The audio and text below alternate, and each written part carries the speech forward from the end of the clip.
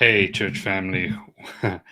Welcome to day 2 of the fast. I hope you're feeling good and great. And if you're not, well, we're praying for you. Those of you who are fasting, those who are with us in prayer, I hope your prayer time is going great. I hope you're having great times with the Lord, Bible reading.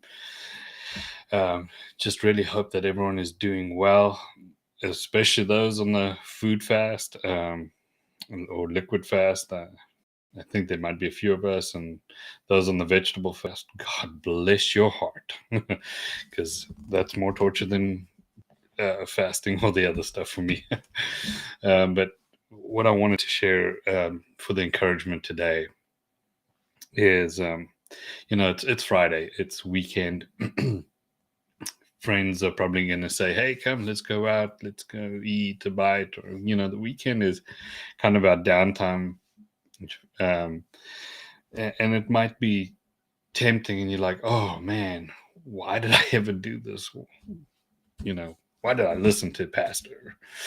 But I want to remind you the core behind a fast is sacrifice.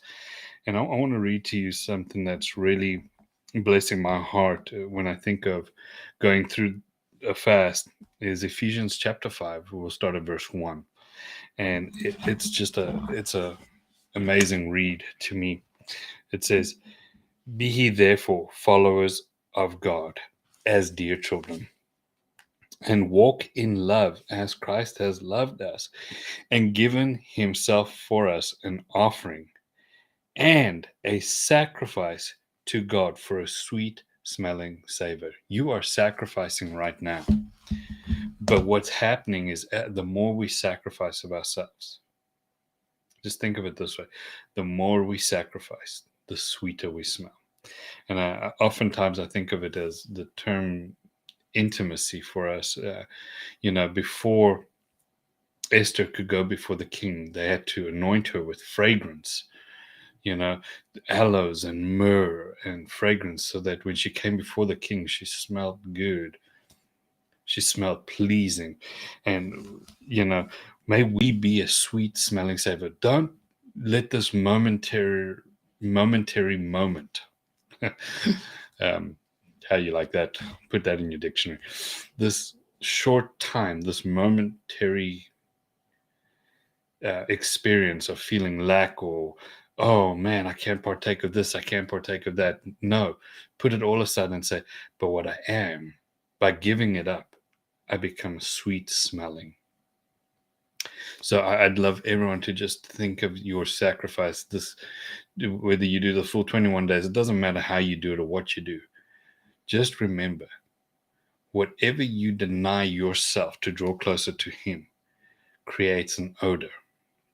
Now, I want to remind you of a couple of things that get in our way, idols. Now, food can be an idol, can be a temptation.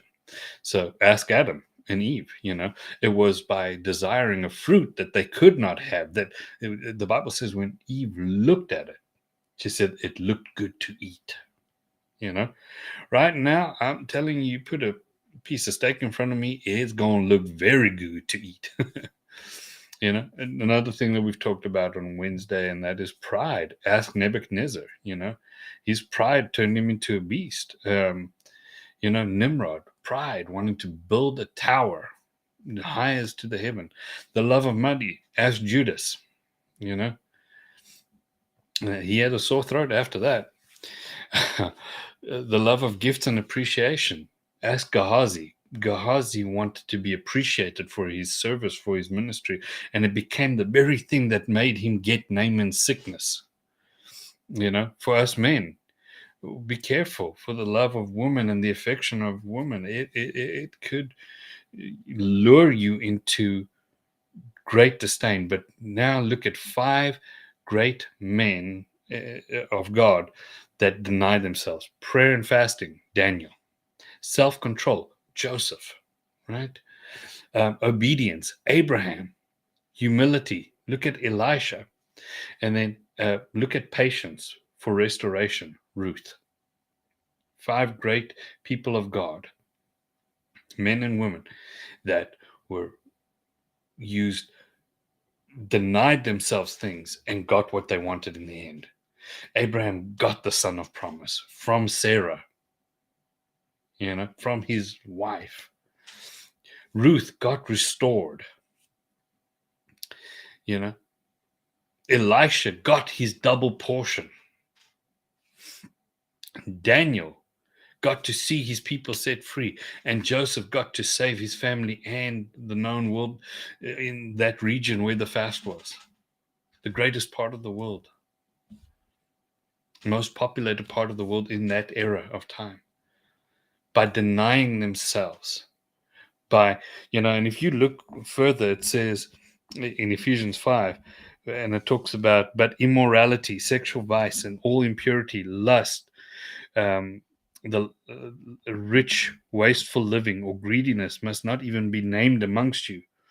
It is fitting and proper. It is fitting and proper amongst the saints, God's consecrated people. Let there be no filthiness, obscenity, indecency, nor foolishness, and silly and corrupt talk, nor coarse jesting, which are not fitting or becoming. Instead, the voice of thankfulness to your God. Now, I'd like to say this. When we give up those things that bless us in the flesh, we become sweet smelling. And when we deny ourselves all the other things, food, we help our souls fight temptations of other kind. When you get control of the most basic urges and elements, which is eating, which we were designed to do, you can deny yourself everything else, because everything starts, for God has not given us a spirit of fear, but a power, love, and a sound mind. And some translations will also tell you a spirit of discipline, because sound mind and discipline are very synonymous in Greek. So I'd like you to think of those things as you fast and realize you gain much more than what you lose. Well, God bless you. I pray tomorrow I'll be back with another short one, and then Sunday I'll see you in church and I'll encourage you there. God bless you. Have a great day too, and we'll see you tomorrow. Blessings.